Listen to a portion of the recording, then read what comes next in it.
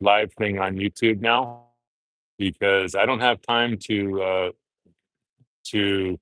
edit all the commercials and stuff and put them up. So, anyways, um, I did a live video a little bit ago about Seihan and Seihan's mom. Seihan's mom, as if you guys have been following, has popped back into my life asking me for help with Seihan. The first step that we did was to get her a Cambodian ID because she had nothing. She had basically been in Thailand, out of Cambodia, and not on a visa in Thailand for like I think 2 or 3 years. I know at least 2 years because she was a 2 year overstay until they finally took Seihan and all that kind of stuff. And you guys know the whole story about Seihan being put in a boys' home up in Bangkok. And so now Mama Seihan wants to get back a hold of Seihan, and supposedly she wanted to get a hold of him and help him. So I started helping her with all the steps. First thing we had to do was get her papers again. She had no papers. So we got her ID. That took a month in Cambodia. And then we got her passport. That took another month.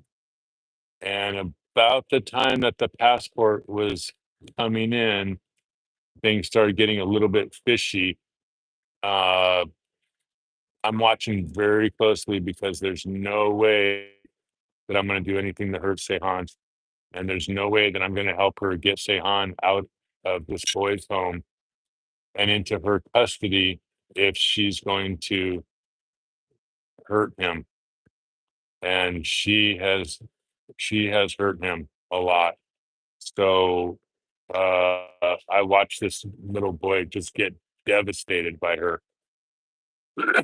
So um, when we were supposed to pick up the passport, things started getting kind of weird.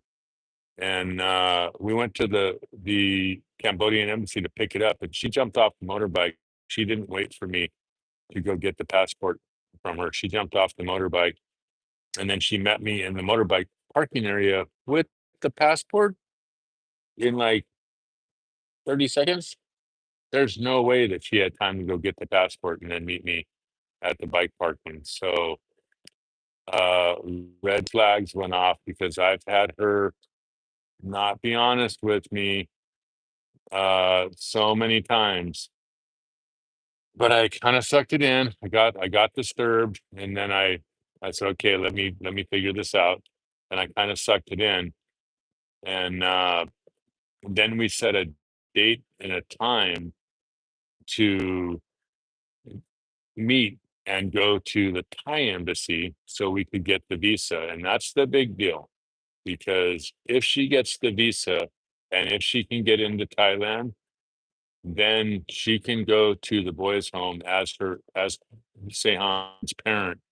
And there's a really good chance that they're going to release Seihan to her because that's just the way the Thai government works. If there's a parent involved and there's a parent that's going to take care of the child, they're gonna give the child to the parent.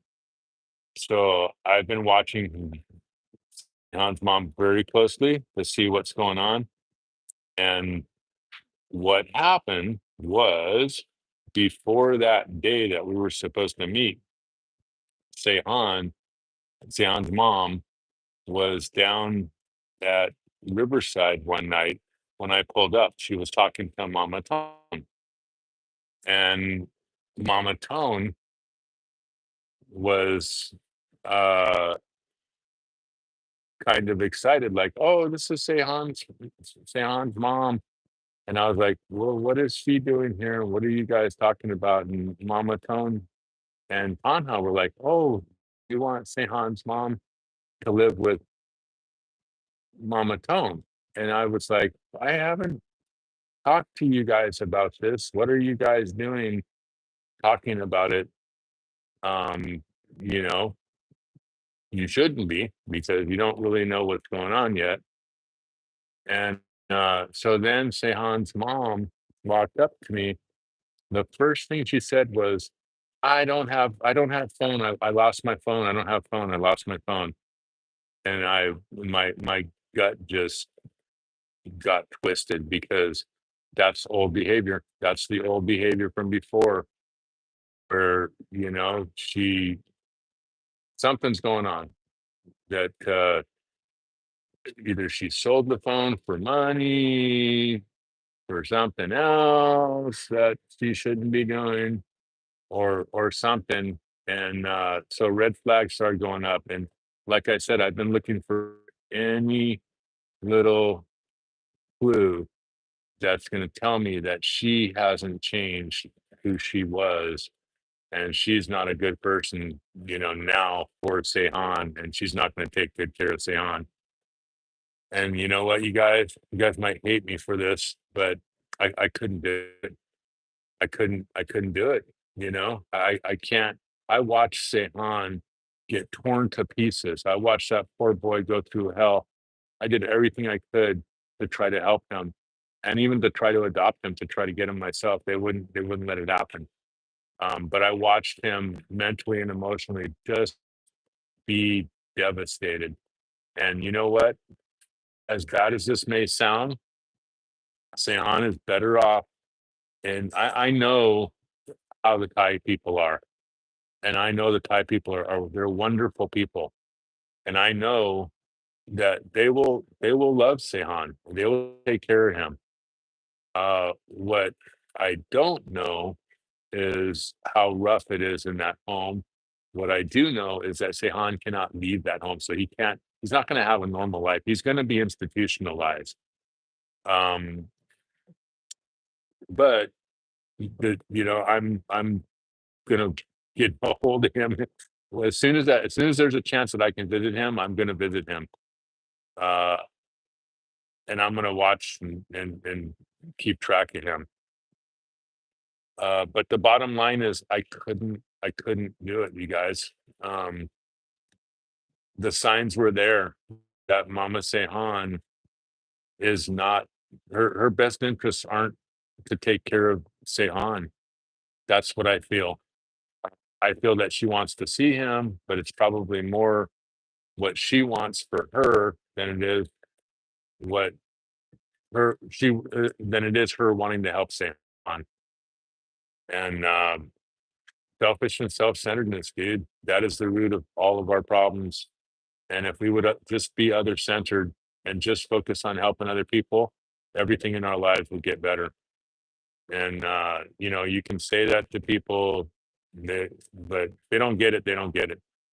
And unfortunately, you guys, um, Tehan's mom doesn't get it right now. At least that's what I think.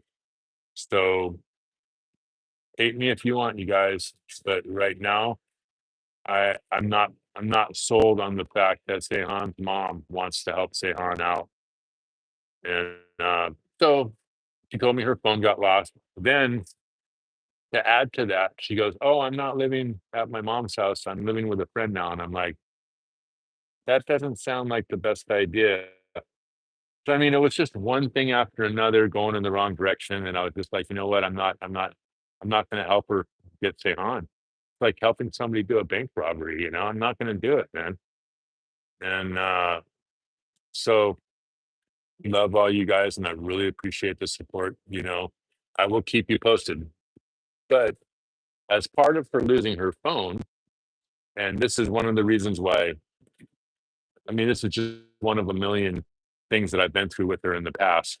She also stopped using her Facebook. So if there's things involved that she doesn't want other people to know and they're like looking at Facebook, then real convenient to not have her phone lose her Facebook. Whatever. Also, selling the phone could be to get money for drugs or whatever, and we have to watch out for that. Um, so if Mama Sehan wants to help Sehan out, he's gonna have to prove it to me, and I'm gonna have to be 100% sure, or at least like 95, in order to help her out. So, but she just after losing her phone, of course, she lost her Facebook because that was on her phone, and So I didn't meet up with her to take her to the Thai embassy. I was like, you know what, I can't do it right now. And so it's been another 2, 3 weeks, and then I just got a friend request. She got a brand new Facebook account, new account, not the same one, a new account. And she friended me, and I accepted the friend request. Um, so I'm waiting to see what's going to come out of this, if anything good's going to come out of it. But I will keep y'all posted. Peace out. Love y'all. Thanks for everything.